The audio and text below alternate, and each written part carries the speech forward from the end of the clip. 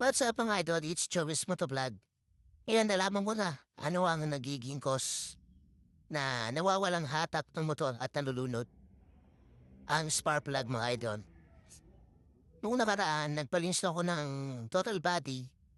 Okay naman, bumalik yung aranggada at nawala yung pagkalunod ng motor. Pero napansin ko kapag may angkas ako, bumabalik sa dati, wala yung hatak. At kahapon lang, naisip kong i-check ang spark plug. Ito nga. Ayan. Tapos ang ginawa ko, binalik ko po yung stock na spark plug. Ito po kasi hindi po siya genuine. Aftermarket lang siya, mumurahin lang siya.